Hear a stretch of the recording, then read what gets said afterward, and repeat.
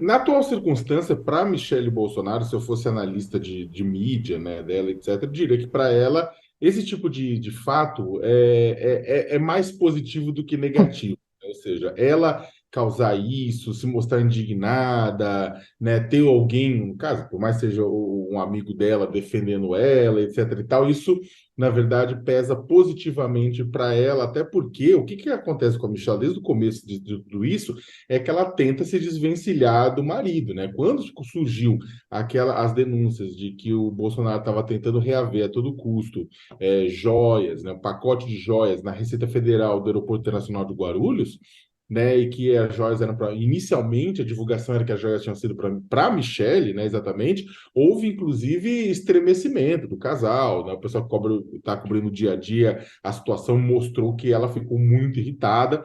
Óbvio que esse muito irritado tem que ser lido com cuidado, porque ela não tipo, inocente no processo. Ela ajudou, pelo que tudo indica, seja como mula, ou seja como cúmplice também no processo do marido. Então, não tira a responsabilidade dela, mas ela tenta tirar o corpo fora também disso, né? Então, ela se mostrando indignada no momento em que ninguém defende ela, nem o marido publicamente, né?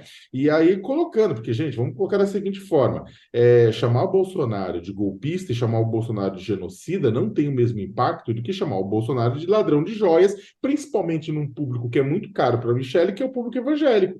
Né? Êxodo 32, a construção do bezerro de ouro, Êxodo 20, não furtarás, né? Tá tudo lá, o pessoal fica constrangido de defender.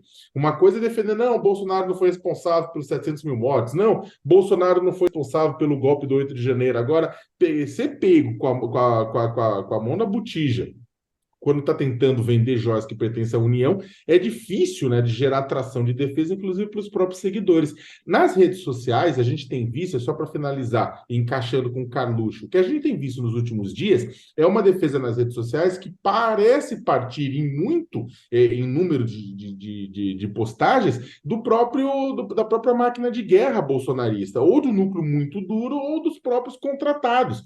Porque é aquela coisa do tipo, e o Lula? E o Lula? O Lula levou um crucifixo, o Lula isso, o Lula aquilo. O pessoal tentando bombardear nesse ponto, numa forma de ordem unida, com postagens iguais e semelhantes. E aí, porque mostra o desespero, que aquela postagem orgânica do seguidor normal do Bolsonaro não está aparecendo. E aí entra a questão do Carluxo, na minha avaliação, tuitando uma confissão de culpa do pai.